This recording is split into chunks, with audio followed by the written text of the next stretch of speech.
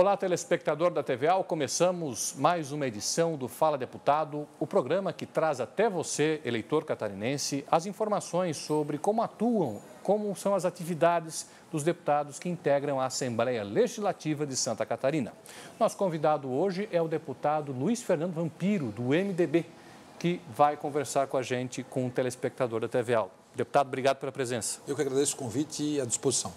Deputado, o senhor recentemente voltou de uma experiência lá na Secretaria de Estado da Infraestrutura, que é uma pasta muito importante, porque ela lida com algo que é essencial para a economia catarinense, que é a qualidade da nossa infraestrutura. Como que foi essa experiência? O que o senhor destacaria da sua passagem lá pela Secretaria? Perfeito. Receber esse convite, na verdade, é muito importante, né? Uma pasta, como você acaba de relatar, de super importância. Ele trata todos os modais catarinenses, tanto da área de infraestrutura e logística, como portos, aeroportos, rodovias e ferrovias.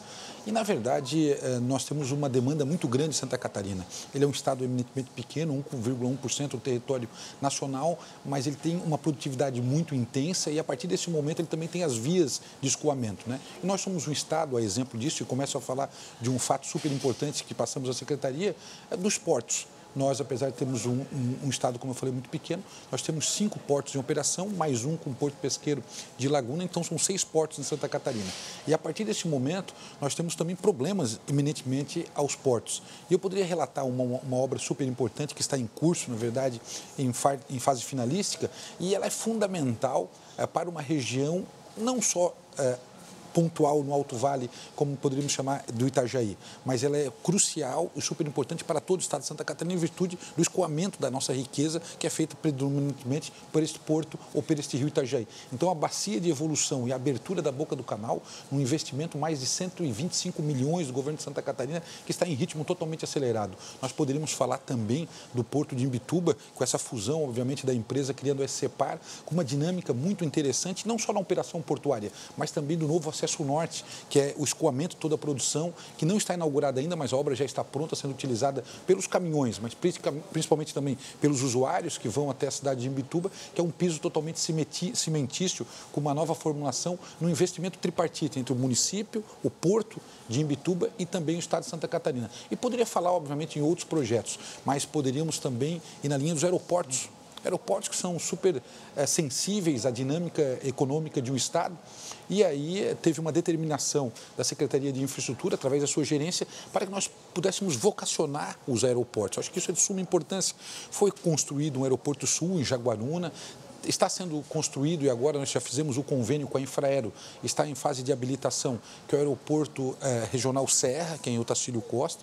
Nós temos o aeroporto também de Chapecó, que ele é municipal, mas tem um aporte do governo federal em contrapartida com o Bertaço de Chapecó, com investimento, a licitação já está tramitando de mais de 15 milhões para triplicar a área do saguão do aeroporto, que é muito utilizado no oeste catarinense e também pelo norte do Rio Grande do Sul e pelo oeste do Paraná, então é um aeroporto de muita dinâmica, ele é o segundo mais em movimento em Santa Catarina, e nós começamos a dinamizar e, obviamente, também vocacionar alguns aeroportos, como o Quero-Quero de Blumenau, que é o primeiro aeroporto do Brasil em transplantados, ou seja, de órgãos transplantados, e também uma formação muito forte de profissionais. Então, Santa Catarina vem se vocacionando e nós, na Secretaria de Infraestrutura, também procuramos dar essa dinâmica efetiva nesses aeroportos, tentando vocacionar suas regiões e potencializá-la economicamente. Mas nós não descuidamos dos aeroportos pequenos, é uma evolução bastante grande, a aviação é algo do futuro. Quando você vem instalar uma empresa, como é BMW, veio ou outra, qualquer empresa, ela vai ver como é o cenário ao seu redor, tanto da parte educacional, da parte técnica profissional, mas também ela analisa os intermodais como um fator fundamental e importante. E aí a outra vertente, que é uma vertente dinâmica, que todos vocês sabem, que são os 7.800 quilômetros de rodovias que nós temos, mais de 2.500 não pavimentadas e os 5.000 pavimentadas, onde nós temos, obviamente, um esforço muito grande do DEINFRA, da Secretaria de Infraestrutura, para mantê-las, obviamente, mas também para ampliar, obviamente, essa malha viária de Santa Catarina. Eu acredito que tenha sido. E aí, se você me perguntar, na verdade, de quais rodovias ou da importância de cada uma, cada qual tem a sua sensível ação em cada município, né? Obviamente que a demanda ela é muito grande, tem uma demanda represada muito forte. Às vezes você faz uma nova rodovia, só que ao lado ela não recebe a adequação necessária na sua manutenção. Então, tudo isso é um trabalho dinâmico que, obviamente, nós podemos aprender muito mais e conhecer Santa Catarina e contribuir de uma forma muito intensa. E eu poderia começar a falar, e Santa Catarina, com os programas de investimento, ela é uma cidade, é um estado um pouco diferenciado de todos os outros. Eu poderia começar a falar da 477. Quem não conhece a 477, eu conheço por área, obviamente, em virtude da obra onde nós fomos vistoriar com o então governador Raimundo Colombo e com o vice Eduardo Pinhoreira, e por terra também uma rodovia que vai ligar o Planalto Serrano ao Alto Vale do Itajaí. Ela é a rodovia mais cara já feita, ou seja, maior custo já feita, na verdade, no estado de Santa Catarina em toda a sua história. São mais de 160 milhões de investimento, vai chegar até Dr. Pedrinho, onde tem já projetado uma nova ponte para melhorar essa rodovia, mas a 477 é emblemática, ela passa por Itaiópolis, enfim, por vários municípios, ela liga dois continentes. Poderia falar do contorno, obviamente, Xanxerê, que está eminentemente também pronto para inaugurar. Poderia falar das inúmeras obras, estradas no meio-oeste, Capinzal, contorno de Ceará, Jaborá Ouro, Luzerna Tangará.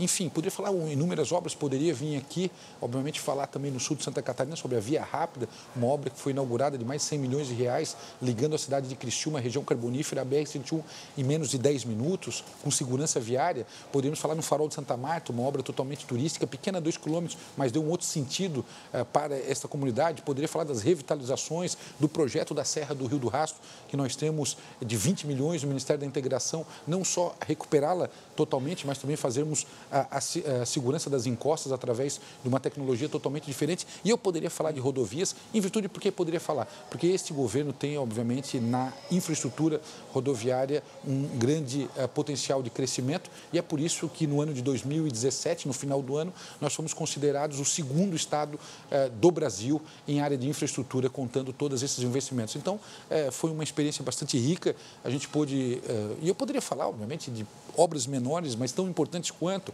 da ponte de São Martinho, de um acesso totalmente turístico, que a ponte já estava há mais de 2 anos interditada. Então, eu poderia falar sobre uma ponte, enfim, eu poderia falar sobre uma nova estrada, mas o que a gente entendeu é que essa sensibilidade de poder comandar a pasta nesse momento foi muito importante, muito rica para o conhecimento, e nós conseguimos avançar bastante. Eu saí contente, realizado de um processo, foram 1 mês e 2 dias, na nossa região, mas no estado como um todo, nós conseguimos dar uma atenção, mas obviamente que eu não descuidei de nenhum ponto. Às vezes a gente pode ser omisso em algumas questões por não dar de atender pela questão financeira, mas o atendimento nós conseguimos, digamos, dividir a atenção pelo estado de Santa Catarina. Obviamente que tem algumas coisas que nós saímos aí, deixamos também praticamente engatilhadas, que nós acreditamos seja o futuro. O transporte marítimo aqui na ilha, em Florianópolis, a gente fez a parada teste, muito importante, super, uma expectativa que nós tivemos com vento sul, saímos aqui ao lado, na verdade, da lagoa, do Yacht Clube aqui do lado. Na verdade, fizemos um percurso até São José, na Ponta de Baixo, 7 minutos, fomos até Governador Celso Ramos a 12 minutos. Enfim, então você vê que eu não parei de falar ainda, em virtude da vontade que nós tivemos de trabalhar, e agora nós estamos retornando à nossa pauta, não descuidando das obras que estão em andamento, muita cautela, umas obras ainda não saíram, estão, obviamente, deflagrado o processo e a gente está cuidando, mas nós estamos agora totalmente focados à Assembleia Legislativa, cuidando, obviamente, dos processos legislativos, mas não descuidando essa área que foi de suma importância da nossa passagem, a contribuição que nós podemos dar para o povo de Santa Catarina, mas principalmente eu só tenho que agradecer essa oportunidade que tive, em virtude de que ser secretário de infraestrutura no primeiro mandato de deputado estadual realmente foi alguma coisa que eu vou levar sempre para a minha vida como um grande aprendizado. Pela complexidade, pela quantidade de atuações da secretaria, seria muito difícil a gente falar aqui no tempo do programa. O senhor conseguiu resumir até bem toda a atuação. Perfeito, pelo volume de investimentos, né? A gente coloca, na verdade, o liquidado da Secretaria de Infraestrutura em 2017, de obras liquidadas, eu digo que obras que foram pagas e medidas ultrapassam quase R$1 bilhão nessas 3 áreas que eu coloquei nos investimentos em aeroportos, em portos e em rodovias. Então, isso mostra, na verdade, que a dinâmica do Estado de Santa Catarina, apesar de ter uma demanda represada muito forte, a gente encontra, ora, protestos, como a Serra da Dona Francisca, que agora está sendo feita, mas a gente tinha essa demanda, o acesso a Piratuba, das águas termais, que realmente também bastante gente reclamando. No meio oeste nós fizemos várias obras, mas o acesso a Piratuba, Princesa, nós enviamos o recurso, mas o DEINFRA utilizou em outra área, mas o acesso a Princesa, super importante no oeste catarinense. Então, tem algumas demandas que nós temos que analisar com carinho e ficar vigilantes, mas foi uma passagem na nossa concepção, o catarinense que pode julgar isso, mas foi na nossa concepção muito rica e de muito aprendizado e eu me dediquei bastante. E agora, voltando à Assembleia, como que o senhor pretende focar o seu mandato nesse último ano desse atual mandato? Como que vai ser a sua atuação? O parlamentar ele tem uma condição fundamental, que é de legislar, de falar, de conversar com o povo catarinense, de apresentar as suas proposições, mas a demanda, na verdade, ela é eminentemente muito forte, né? Muito forte no sentido de nós irmos atrás dos recursos e das conquistas, né? Às vezes você fazer um projeto de lei, ele pode refletir de uma forma indireta ou até direta para o cidadão catarinense. Agora, quando você consegue alavancar um recurso, uma luta através de uma reforma e ampliação de uma escola,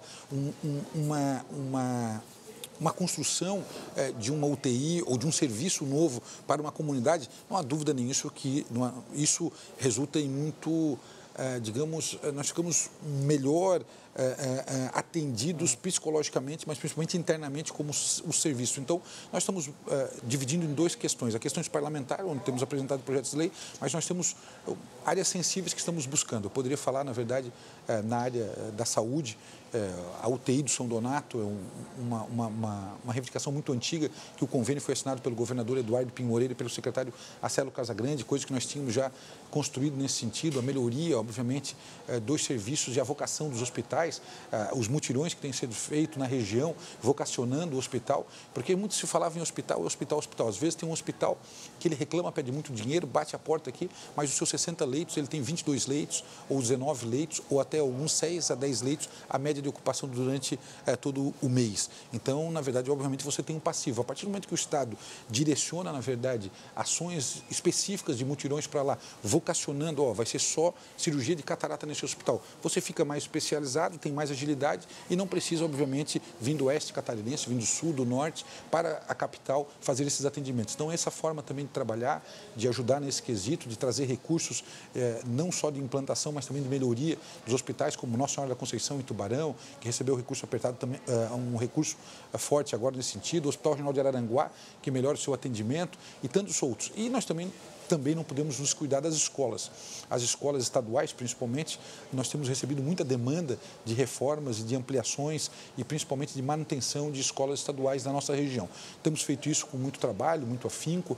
Na verdade, tem mais de 10 milhões somente em algumas regionais, e eu poderia citar, na verdade, lá na cidade de Sara, poderia citar em Criciúma e Orleans, poderia citar, na verdade, obras e colégios novos que foram colocados como em Garopaba. Enfim, tem uma série de obras que a gente também, educacionais, que estamos analisando e tratando nesse sentido.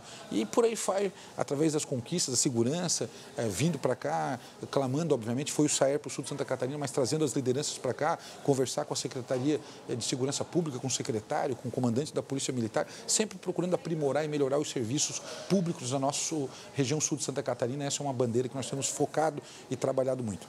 E na questão de legislador, de fazedor de leis, né, o senhor propôs aí algumas coisas interessantes, por exemplo, uma que trata da questão dos banheiros químicos adaptados, também é um projeto ainda, mas que trata dos fraudários no decorrer da BR-101 para as pessoas que eventualmente precisem utilizar.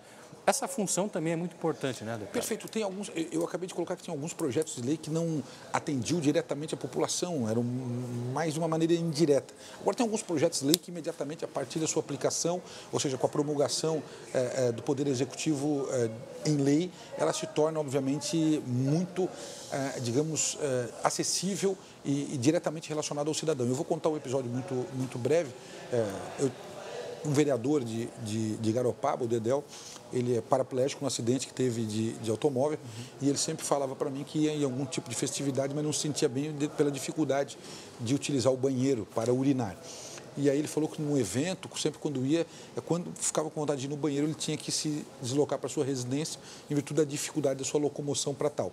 E aí nós fizemos uma proposição aqui, um projeto de lei, tornando, obviamente, nas festividades em Santa Catarina, esportivas, religiosas, seja de qual ordem for, a implantação de 20% dos banheiros contratados serem banheiros adaptados para deficientes físicos. Nossa, foi um projeto de lei que está sendo muito utilizado. Eu, quando vou nas festas de grande proporção ou de pequena proporção, sempre analiso, e os empresários que têm isso já com a Polícia Civil, que faz a fiscalização, se entenderam dentro desse processo, e a lei vem sendo, na verdade, executada. Porque às vezes a gente faz um projeto de lei aqui, tem uma expectativa que a lei, obviamente, seja implementada pela sociedade catarinense, que as pessoas comecem a utilizar, mas não tem esse clamor de ser, obviamente, respeitada ou de ser, obviamente, aplicada pela sociedade catarinense.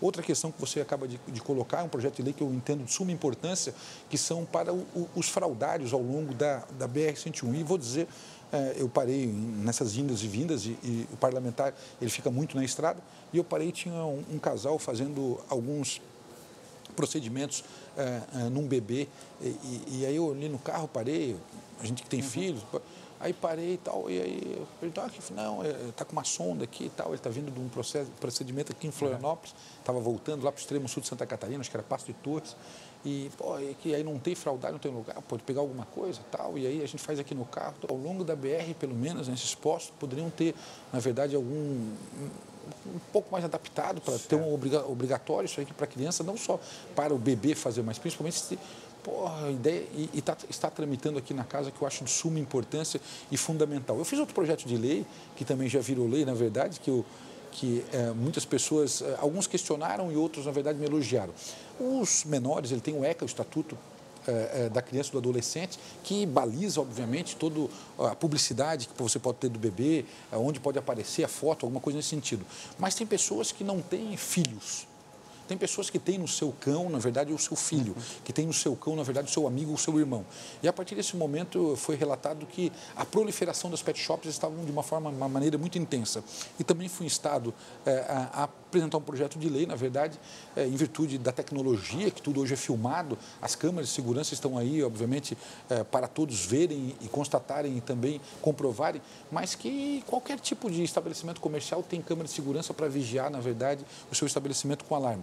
Então, que seja obrigado, a partir de 2019, a colocação dele em rede, através do canal, do site da empresa, na verdade, todo esse procedimento de tosa e de banho ser filmado, ou, na verdade, ser disponibilizado a filmagem, como existe já em algumas escolas de nível autorizado pelos pais, na verdade, para ver os procedimentos que são feitos. Foi aprovado também aqui na Assembleia Legislativa, virou lei, e eu recebi, obviamente, também bastante apelo das pessoas, elogiando, porque entendendo que é um processo realmente irreversível a digitalização, ou melhor, a informatização nesses procedimentos. Deputado, muito obrigado pela sua presença. Até uma próxima oportunidade aqui no Fala Deputado. Eu que agradeço a oportunidade, de falar para todo o povo catarinense. Eu sempre assisto esse programa com os meus colegas pares e vejo na importância que tem de passar para a sociedade catarinense, para a população como um todo, um pouco daquilo que a gente trabalha. Obviamente que nós teríamos aqui tempo para ficar discorrendo a mais funções e ações que nós fizemos no dia a dia, mas eu acho que serviu de a gente passar um pouco. Muito obrigado a todos e estamos à disposição aqui na LESC. Obrigado. Você pode acompanhar a reprise deste e de outros programas no decorrer da programação da TV. A todos obrigado pela companhia e até o próximo Fala Deputado.